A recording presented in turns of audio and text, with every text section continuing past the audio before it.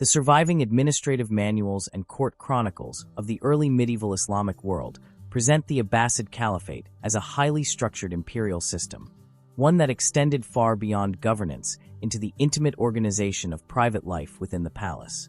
Among its most controlled and least publicly documented institutions was the Imperial Harem, a space that functioned not as a place of leisure or indulgence, but as a carefully regulated political environment shaped by hierarchy, surveillance, and calculated reproduction of power. Historical records indicate that women who entered the Abbasid harem did so through several distinct pathways, each defined by the legal and economic frameworks of the time.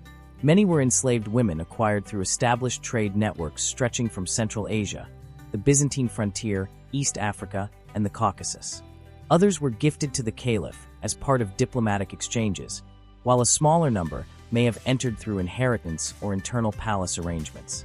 Regardless of origin, their entry into the harem marked a transition into a system governed by strict protocols and limited autonomy. Contemporary legal texts describe the institution of concubinage as a regulated practice within Islamic law, distinguishing enslaved concubines from free wives. While concubines could bear children for the caliph, and in doing so potentially elevate their status, their initial position was defined by ownership and dependency.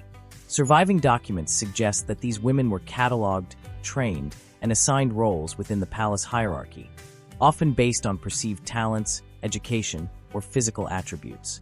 The Abbasid court, particularly during its height in cities such as Baghdad and Samarra, maintained an extensive bureaucratic apparatus to oversee the internal functioning of the palace. Chroniclers noted that the harem was not an unstructured domestic space, but rather a controlled institution supervised by eunuchs, who acted as intermediaries between the secluded female quarters and the outside political world. These eunuchs held significant authority, managing access, enforcing discipline, and ensuring that the strict separation between the harem and the broader court was maintained. The daily life of women within the harem was shaped by routines that balanced confinement with cultural activity. Surviving literary sources, including adab literature and court biographies, indicate that some women received education in poetry, music, and etiquette. These skills were not cultivated for personal fulfillment alone, but served a functional role within court culture, where artistic performance and intellectual engagement could influence favor and status. However, the distribution of privilege within the harem was uneven and often precarious. Hierarchies emerged not only between free wives and enslaved concubines, but also among the concubines themselves. Women who bore sons to the caliph occupied a particularly significant position. Legal codes of the period reveal that a concubine who gave birth to a child recognized by the father could not be sold, and upon the caliph's death, would be automatically freed. This status, known as a muwallad, introduced a pathway, albeit limited, through which some women could secure a degree of stability and influence. Chroniclers recorded that the mothers of caliphal heirs could wield considerable behind-the-scenes power. In several documented cases, these women became central figures in court politics, advising their sons or influencing succession disputes. Yet this influence was contingent and often contested. The same sources that describe their authority also reveal the constant presence of rivalry, factionalism, and surveillance within the harem. Surviving accounts suggest that the harem functioned as a microcosm of the broader imperial system, replicating its patterns of control and competition. Alliances formed between women, servants, and palace officials, while conflicts could escalate into accusations, exile, or removal from favor. The mechanisms of discipline within the harem remain less clearly documented, but references to confinement, reassignment, and loss of privileges appear in several historical texts. The physical structure of the harem reinforced its role as a space of containment. Architectural studies of Abbasid palaces indicate that the women's quarters were designed to limit visibility and access, with controlled entry points and internal subdivisions. Movement was regulated, and interaction with the outside world was mediated almost entirely through designated officials. This isolation was not merely a matter of custom, but a deliberate strategy to preserve dynastic legitimacy and prevent unauthorized influence. Despite these constraints, some women within the harem achieved notable cultural and intellectual prominence. Biographical dictionaries from the period mention individuals known for their poetry, musical skill, or wit, suggesting that the harem also functioned as a center of artistic production. Yet these achievements existed within the boundaries of a system that ultimately defined women by their relationship to the caliph and their utility within the court. The economic dimension of the harem further illustrates its integration into the Abbasid state. Enslaved women were part of a broader system of labor and property, their acquisition and maintenance reflecting the wealth and reach of the caliphate. Records of expenditures on clothing, education, and housing for harem residents indicate that significant resources were allocated to sustain this institution, underscoring its importance within the imperial framework. At the same time, the reliance on enslaved women from diverse regions contributed to the cultural complexity of the Abbasid court. Linguistic, musical, and literary influences from across the empire were present within the harem, shaping its internal culture and, by extension, the broader courtly environment. This diversity, however, did not translate into equality. Differences in origin, language, and status often reinforced existing hierarchies and could affect a woman's prospects within the palace. The legal and moral discourse surrounding the harem reveals a tension between regulation and practice. Religious scholars of the period engaged in debates over the treatment of concubines, the rights of enslaved individuals, and the responsibilities of rulers. While the legal framework provided certain protections, such as the prohibition of separating mothers from their children, enforcement depended heavily on the priorities of the ruling elite. Over time, the Abbasid harem became an institution where personal relationships intersected with political strategy. Marriages, births, and alliances within the harem could have direct implications for succession and governance. Historical records indicate that disputes over lineage and legitimacy often involved women from the harem, whose status and influence could shape the course of dynastic history. Yet for the majority of women within this system, the experience was defined less by power than by restriction. Their lives unfolded within a controlled environment where opportunities were limited and outcomes uncertain. Advancement depended on a combination of circumstance, favor, and the ability to navigate a complex social hierarchy.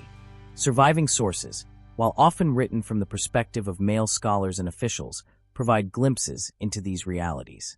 They suggest a world where the boundaries between private and political life were blurred, and where the harem functioned as both a domestic space and a site of governance. The women who lived within it were subject to the same forces that shaped the empire itself: centralization, hierarchy, and the constant negotiation of power. As the Abbasid Caliphate evolved, so too did the structure and significance of the harem, reflecting broader changes in political authority and cultural norms. The institution remained a defining feature of the imperial court, its internal dynamics continuing to influence the course of Abbasid history in ways that were often subtle, yet deeply consequential. As Abbasid political authority matured, the internal organization of the harem became increasingly intertwined with the mechanisms of succession and governance.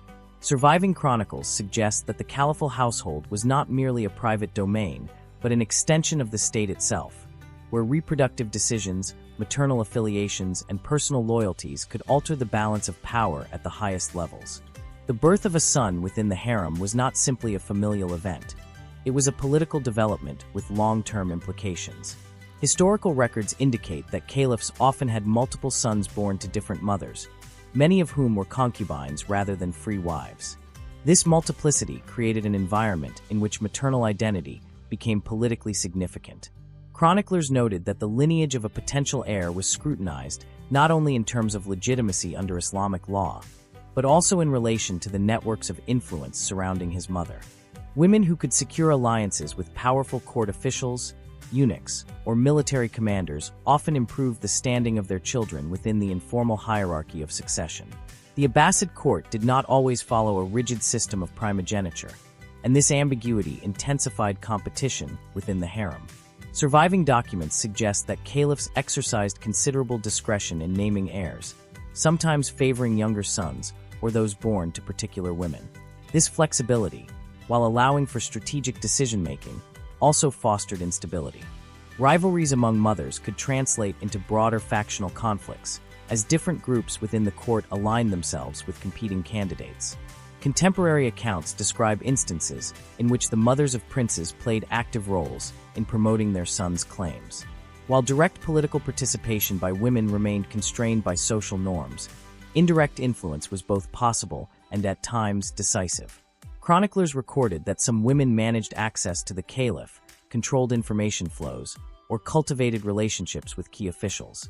In doing so, they operated within the boundaries of the system while subtly shaping its outcomes. The role of eunuchs in this environment was particularly significant. As intermediaries between the secluded harem and the public sphere of governance, they occupied a position of trust that could be leveraged in multiple directions. Surviving administrative texts indicate that senior eunuchs were responsible not only for maintaining order within the harem, but also for communicating the wishes of its inhabitants to the caliph and other officials. Their proximity to both the ruler and the women of the palace allowed them to act as brokers of influence, facilitating alliances or, in some cases, exacerbating rivalries. The concentration of power within the palace also made the harem vulnerable to the broader political upheavals that characterized Abbasid history. Periods of instability, such as succession crises or military interventions, often had direct consequences for its inhabitants. Chroniclers noted that changes in leadership could lead to the reassignment, confinement, or marginalization of women associated with previous rulers or rival factions. In some cases, entire groups within the harem were relocated or placed under stricter supervision, reflecting the shifting priorities of the new regime. The emergence of military elites, particularly during the later Abbasid period, introduced additional complexities. The increasing reliance on Turkish and other non-Arab military forces altered the balance of power within the court, sometimes diminishing the direct authority of the caliph. Surviving accounts suggest that this shift affected the dynamics of the harem as well. Women who could establish connections with influential military figures, either directly or through intermediaries, gained new avenues for securing their positions. At the same time, the growing influence of the military introduced an element of unpredictability, as decisions affecting the harem could be shaped by forces beyond the traditional court hierarchy. Daily life within the harem continued to be structured by routine and regulation, but these routines existed alongside an undercurrent of uncertainty.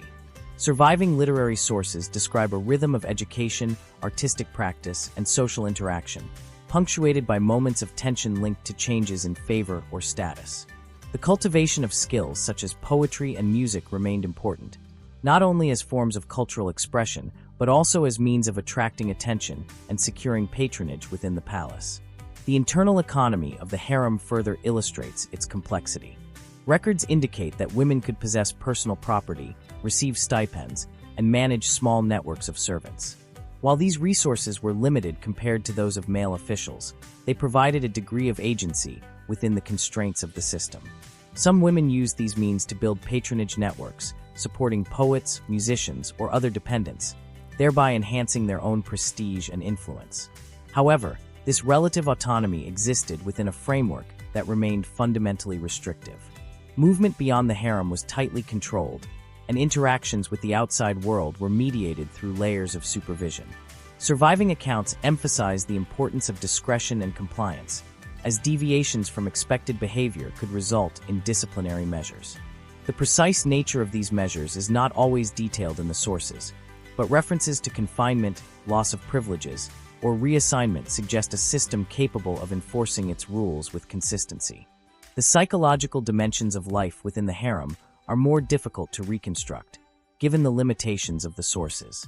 Most surviving texts were written by male authors, often focusing on political events or notable individuals rather than everyday experiences. Nevertheless, indirect evidence provides some insight. The emphasis on rivalry, surveillance, and the pursuit of favor suggests an in which trust was limited and relationships were often shaped by strategic considerations. Alliances could be formed, but they were subject to change as circumstances evolved. Chroniclers also noted instances of solidarity among women, particularly in response to external threats or internal disputes. These moments, while less frequently documented, indicate that the social dynamics of the harem were not solely defined by competition. Shared experiences of confinement and dependency may have fostered forms of cooperation, even within a hierarchical environment. The broader cultural impact of the harem extended beyond the palace walls. The artistic and intellectual activities of its inhabitants contributed to the development of Abbasid court culture, influencing poetry, music, and literary traditions. Some women became known for their contributions to these fields, their reputations preserved in biographical dictionaries and anthologies. These accounts, while often highlighting exceptional individuals, suggest that the harem played a role in shaping the cultural identity of the caliphate. At the same time, the institution remained a subject of moral and legal scrutiny. Religious scholars continued to debate the ethical implications of concubinage and the treatment of enslaved individuals. While the legal framework provided certain guidelines, its application varied depending on the practices of individual rulers and the norms of the court. This gap between theory and practice is evident in the historical record, where accounts of privilege and refinement coexist with references to coercion and limitation.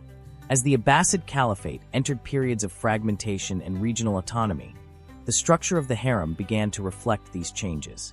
In some cases, the scale of the institution diminished, while in others it adapted to new political realities. Surviving documents suggest that the core principles of hierarchy, control, and seclusion remained intact, even as the broader context shifted. For the women within the harem, these transformations could alter the conditions of their lives in significant ways. Changes in leadership, economic resources, or political priorities influenced everything from daily routines to long-term prospects. Yet the fundamental nature of the institution, its emphasis on regulation, its integration into the structures of power, and its role in reproducing the ruling elite persisted. The cumulative evidence presents a picture of the Abbasid harem as a complex and multifaceted institution, one that cannot be reduced to a single narrative of luxury or oppression.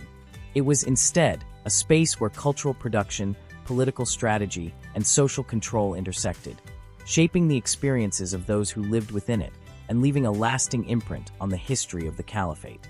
Over the course of the Abbasid Caliphate's later centuries, the evolving structure of political authority continued to shape the internal realities of the harem, reinforcing its role as both a private institution and a mechanism of state continuity. As central control weakened and regional dynasties asserted greater autonomy, the caliphal court itself became more ceremonial in some periods, yet the internal systems governing the harem remained deliberate and closely managed. Surviving administrative practices suggest that even when the caliph's direct political authority was constrained by military strongmen or provincial rulers, the symbolic importance of the household, and by extension the harem, retained its significance. The production of heirs, the preservation of lineage, and the maintenance of courtly legitimacy continued to depend on the regulated environment within these secluded quarters. In this sense, the harem functioned as one of the few stable institutions within an increasingly fragmented political landscape. Chroniclers noted that the later Abbasid period saw the rise of powerful court officials and military commanders who operated alongside, and at times above, the caliph. Despite this shift, access to the caliph remained a controlled resource, and the channels through which influence flowed continued to pass, in part through the palace interior. Women who had established themselves as mothers of princes or as trusted figures within the household could still exert indirect influence, particularly in matters concerning succession, appointments, or patronage. Historical records indicate that the upbringing of caliphal sons often took place within the structured environment of the harem during their early years. Mothers, attendants, and appointed tutors contributed to their education, shaping their linguistic abilities, cultural knowledge, and initial understanding of authority. Surviving texts suggest that this early environment could have lasting effects, as future caliphs carried with them the social and political sensibilities formed within the palace. In this way, the harem played a role not only in biological reproduction, but also in the transmission of elite culture and administrative norms. At the same time, the risks associated with proximity to power did not diminish. The mothers of potential heirs remained vulnerable to shifts in favor, particularly during transitions of leadership. Chroniclers recorded instances in which women who had once held influence were marginalized or removed from their positions following the death of a patron or the defeat of a faction. The lack of formal political status meant that their security depended heavily on personal relationships, which could change rapidly in response to broader events. The legal status of concubines and former concubines continued to shape their experiences within this system. As a muwallad, women who had borne recognized children retained certain protections, including freedom upon the death of their owner. However, surviving documents suggest that this status did not necessarily translate into sustained influence or independence. While some women managed to secure resources or maintain connections that allowed them a degree of stability, others appear to have receded from prominence once their immediate political relevance diminished. The internal administration of the harem remained reliant on a combination of eunuchs, female attendants, and senior figures among the women themselves. Hierarchies were maintained through clearly defined roles, with responsibilities ranging from supervision and discipline to education and household management. This layered structure allowed the institution to function with a degree of continuity, even as individual occupants changed over time. Architectural and archaeological studies of Abbasid palatial complexes reinforce the impression of a carefully controlled environment. The design of these spaces prioritized separation, with multiple layers of access restricting movement and visibility. This physical arrangement mirrored the social structure within, where rank and proximity to the caliph determined one's position and opportunities. The boundaries of the harem were both material and symbolic, reinforcing the distinction between those within the inner court and the broader population of the empire. Economic records from the period provide further insight into the scale and organization of the harem. Expenditures on textiles, jewelry, education, and maintenance indicate that significant resources continued to be allocated to sustain this institution. These investments were not solely expressions of wealth, but also reflected the importance placed on maintaining a courtly environment that embodied the prestige of the caliphate. The appearance and conduct of the harem's inhabitants were part of a broader system of representation, signaling the continuity and legitimacy of Abbasid rule. Despite these resources, the lived experience of most women within the harem remained defined by limitation. Opportunities for advancement existed, but they were unevenly distributed and often dependent on factors beyond individual control. The majority of women did not achieve prominence or influence. Instead, their lives were shaped by routine, regulation, and the constraints of seclusion. Surviving sources, while often focused on exceptional figures, contain indirect references to this broader population, whose experiences were less visible but no less central to the functioning of the institution. The cultural output associated with the harem continued to influence Abbasid society, even as political conditions changed.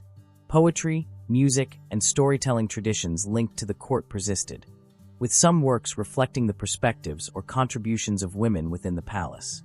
These cultural forms, preserved in literary collections, offer glimpses into the intellectual and artistic environment of the harem, suggesting that it remained a site of creative activity alongside its more restrictive functions. At the same time, the moral and legal debates surrounding the institution did not disappear. Scholars continued to engage with questions concerning the ethics of concubinage, the treatment of enslaved individuals, and the responsibilities of rulers toward those under their authority. These discussions, recorded in legal texts and theological writings, indicate an ongoing awareness of the tensions inherent in the system. While they did not fundamentally alter the structure of the harem, they provide important context for understanding how it was perceived and justified within Abbasid society.